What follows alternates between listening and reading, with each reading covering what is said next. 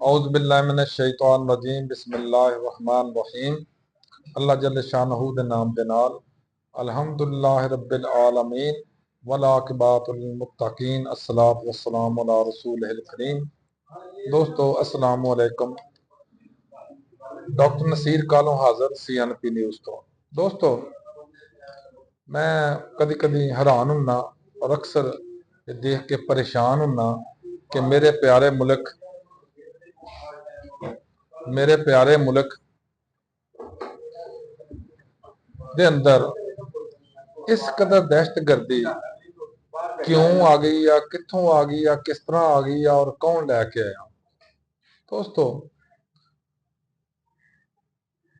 अज तो कोई 5-7 साल पहले राहील शरीफ साहब जदों कमांडर इन चीफ सन, उन्होंने बड़ी मुश्किलों दे नाल बड़ी तगदो तो बाद बहुत कुछ हिम्मत कोशिश करके एक बहुत बड़ा इशू सी साडे च दहशतगर्दी दा मुल्क दे अंदर उन्होंने खत्म किया। तुहानूं याद होना चाहिए कि इस बीमारी नूं या इस मर्ज नूं या इस दहशतगर्दी दे जिन नूं काउंटर करना बहुत मुश्किल है, लेकिन जिस वेले ये हो जाता वे उस तो पहले पहले इहदा इलाज करना बहुत आसान हो जाता वे, बहुत मुश्किल नहीं हुंदा। इस वास्ते मैं हैरान हुन्ना कदी कदी देख के कि मेरे प्यारे मुल्क दी इंटैलीजेंस एजेंसियां जिहड़ियां दुनिया च मन्नियां तन्नी एजेंसी आ, खसूसन साडी ISI, ये कित्थों लोग आ जाते जिहड़ा उन्हां नूं पता ही नहीं चलता। की वजह वे कि साडियां एजेंसियां जिहड़ियां हैं ना, खास सिक्योरिटी एजेंसियां ने, खास इंटैलीजेंस एजेंसियां ने, वो क्यों इस मामले च आके फेल हो जांदियां ने। पता नहीं लगता कि बंदे कित्थों आए ने, किस तरह आए ने, कौन लैके आया, कद लई आए ने और इन्हां नूं तदारक किस तरह करना। मैं बड़ा हैरान हुन्ना देख देख के और सोच के और अक्सर परेशान हुन्ना कि साडियां एजेंसियां नूं देखो ना, अफगानिस्तान चो एक बंदा आया, वो फौरन पकड़िया गया और उन्होंने अमरीका के हवाले कर दिता गया। ये उल्लू के पट्ठे जिहड़े साडे मुल्क च आण के बदमाशियां करते हैं, जिहड़े आके साडे मुल्क का बेड़ा गर्क करते हैं, विच तखरीबकारियां करते हैं, बम धमाके करते हैं और साडे पाकिस्तानियां नूं ईवन नमाज़ां और मस्जिदां दे अंदर जाके शहीद करते हैं। ये किस तरह बच जाते हैं दोस्तों। बहरहाल ये बड़ा लम्हा फिक्रिया है, सिर्फ साडे वास्ते नहीं बल्कि साडियां एजेंसियां वास्ते, खास सिक्योरिटी एजेंसियां ने, खास इंटैलीजेंस एजेंसियां ने कि इन्हां दा तदारक क्यों नहीं हो रहा, की वजह है। दूसरे नंबर ते साडा प्यारा पाकिस्तान देखो दुनिया के अंदर दहशतगर्दी के वाकयात च दूसरे नंबर ते आ गया। वो मुल्क जिन्हां च दहशतगर्दी एक रिवाज पा गई सी, वो बिल्कुल क्लीयर हो गए ने, बहुत अगे निकल गए ने, बहुत हद तक उन्हें काबू पा लिया। लेकिन साडी किस्मत च ये लिखी है दहशतगर्दी सारी दुनिया के अंदर जिथे भी दहशतगर्दी होनी है पाकिस्तान। देखो साडा एक दुश्मन है नाल इंडिया, वो जिथे दुनिया जिस जगह ते दहशतगर्दी होंदी है उत्थे पाकिस्तान का नाम ला दिता। असीं उहदा तोड़ भी नहीं कर सके अज तक। हालांकि साडे अंदर सारी दी सारी दहशतगर्दी जिहड़ी आ, वो किसी ना किसी तरीके नाल इंडिया करवा रहा या कर रहा।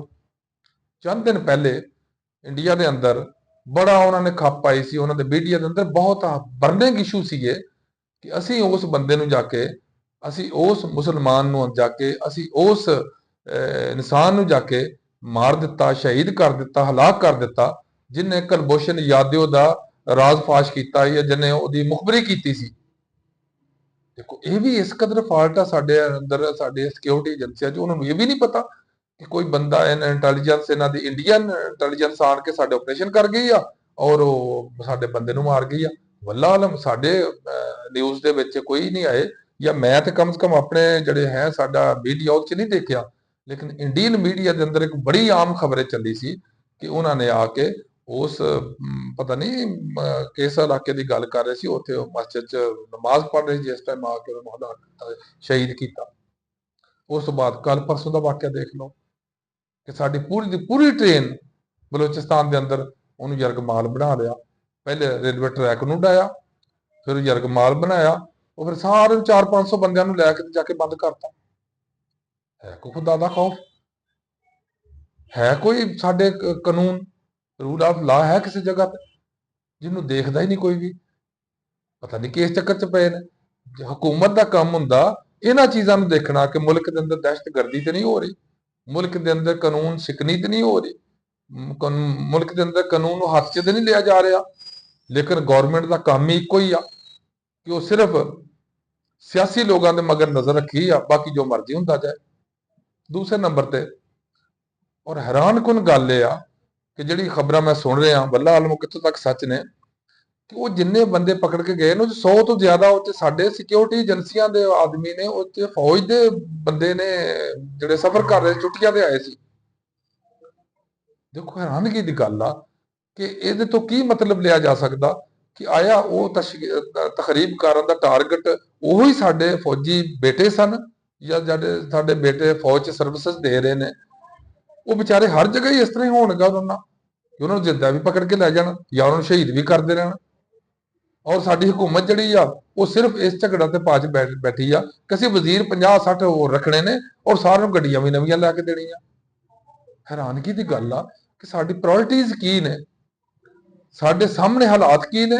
ਅਸੀਂ ਪੈਸਾ ਮੰਗ ਕੇ ਤਰਲਾ ਲੈ ਕੇ ਮਿੰਟਾਂ ਕਰ ਕਰਕੇ ਗੋਡੇ ਰਗੜ ਕੇ ਇਹਨਾਂ $1 ਅਰਬ ਜਿਹੜਾ ਉਹ IMF ਕੋ ਲੈਣਾ। ਲੇਕਿਨ ਅੱਗੇ ਗੱਡੀਆਂ ਵਜ਼ੀਰਾਂ ਦੀ ਤਦਾਦ, ਵਜ਼ੀਰਾਂ ਦੀ ਫੌਜ ਤਿਆਰ ਹੋਣ ਡਈ ਆ, ਉਹਦੇ ਵਾਸਤੇ ਗੱਡੀਆਂ ਖਰੀਦੀ ਜਾ ਰਹੀਆਂ। ਇੱਥੇ ਤੁਸੀਂ ਦੇਖ ਲਓ ਬਿਊਰੋਕਰੇਟਸ ਵਾਸਤੇ 17ਵੇਂ ਗ੍ਰੇਡ ਜਿਹੜੇ ਵੱਡੇ ਡਾਲੇ ਲੈ ਕੇ ਤੇ ਜਨਾਬ ਦਿੱਤੇ ਗਏ ਨੇ, ਉੱਥੇ ਪੈਸਾ ਜ਼ਾਇਆ ਨਹੀਂ ਹੁੰਦਾ। ਇਹ ਗਵਰਨਮੈਂਟ ਨੂੰ ਸਿਰਫ ਇਹੀ ਕੰਮ ਆ ਕਿ ਕਰਜ਼ਾ ਲਈ ਜਾਏ ਔਰ ਇਹੋ ਜਿਹੇ ਚੱਲਿਆਂ ਤੇ ਇਹੋ ਜਿਹਾ ਤਸ਼ੱਲੀਆਂ ਤੇ ਸ਼ੁਗਲ ਮੁਹੱਲਿਆਂ ਤੇ ਆਪਣੇ ਪੈਸਾ ਜ਼ਾਇਆ ਕਰੀ ਜਾਏ। ਜੇ ਇਸ ਹਕੂਮਤ ਦੀ ਪ੍ਰਾਇੋਰਟੀ ਇਹੋ ਜਿਹੀਆਂ ਚੀਜ਼ਾਂ ਤੇ ਹੋਏਗੀ, ਉਸਨੇ ਮੁਲਕ ਨੂੰ ਤਸ਼ੱਦਦ ਤੋਂ, ਦਹਿਸ਼ਤਗਰਦੀ ਤੋਂ ਕਿਸ ਤਰ੍ਹਾਂ ਬਚਾਉਣਾ ਹੈ।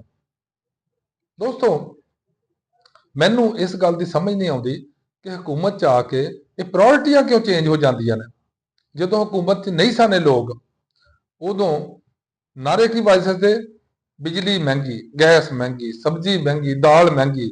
ਹੁਣ ਕੋਈ ਵੀ ਨਾਰਾ ਨਹੀਂ ਇਹਨਾਂ ਦਾ ਕੋਲ ਵੀ ਇਹ ਮਹਿੰਗਾ ਹੈ ਚੀਜ਼ ਕਿ ਨਹੀਂ ਹੈ। ਔਰ ਉਹੋ ਜੀ ਖਰੀਦਿਆ ਹੋਇਆ ਸਾਰਾ ਸਾਡਾ ਮੀਡੀਆ ਵਾ ਜਿਹੜਾ ਕੋਈ ਨਹੀਂ ਬੋਲਦਾ ਕਿ ਮਹਿੰਗਾਈ ਬੜੀ ਜ਼ਿਆਦਾ ਵਾ। ਹਾਲਾਂਕਿ ਅੱਜ ਤੋਂ 4 ਸਾਲ ਪਹਿਲੇ ਲੋਕਾਂ ਦੇ ਮੂੰਹ 'ਚ ਜਾ ਕੇ ਮਾਈਕ ਦਿੰਦੇ ਸੀ, ਇਹ ਦੇਖੋ ਜੀ ਇਹ ਬਿਜਲੀ ਦਾ ਬਿੱਲ ਜਿਹੜਾ ਉਹ 10-10 ਰੁਪਏ ਕਿਉਂ ਵੱਧ ਗਿਆ, ਅਰਕਾ 5-5 ਰੁਪਏ ਕਿਉਂ ਵੱਧ ਗਿਆ ਯੂਨਿਟ ਦਾ। ਉਦੋਂ 16 ਰੁਪਏ ਯੂਨਿਟ ਸੀ ਤੇ ਲੋਕਾਂ ਦੇ ਮੂੰਹ 'ਚ ਮਾਈਕ ਦਿੰਦੇ ਸੀ। ਹੁਣ 60 ਰੁਪਏ ਯੂਨਿਟ ਆ ਤੇ ਮਾਈਕ ਕੋਈ ਨਹੀਂ ਹੈ ਕਿਸੇ ਕੋਲ। ਉਦੋਂ ਤੇਲ ਜਿਹੜਾ 150 ਰੁਪਏ ਸੀ, ਤੇਲ ਬਹੁਤ ਮਹਿੰਗਾ ਹੋ ਗਿਆ ਜੀ, ਹਕੂਮਤ ਚੋਰ ਆ ਗਈ ਆ ਜੀ, 150 ਰੁਪਏ ਤੇਲ ਲੀਟਰ 5 ਰੁਪਏ ਇਜ਼ਾਫਾ ਕਿਉਂ ਕਰ ਦਿੱਤਾ। ਹੁਣ ਪੌਣੇ 200 ਦੇ ਕਰੀਬ, ਪੌਣੇ 300 ਦੇ ਕਰੀਬ ਪਹੁੰਚਿਆ ਵਾ। ਤੇ ਉਹਦਾ ਕੋਈ ਕਹਿਣ ਵਾਲਾ ਨਹੀਂ, ਮਹਿੰਗਾਈ ਆ। ਆਇਆ ਸਾਡੀ ਪ੍ਰਾਇੋਰਟੀਜ਼ ਇਹੀ ਨੇ।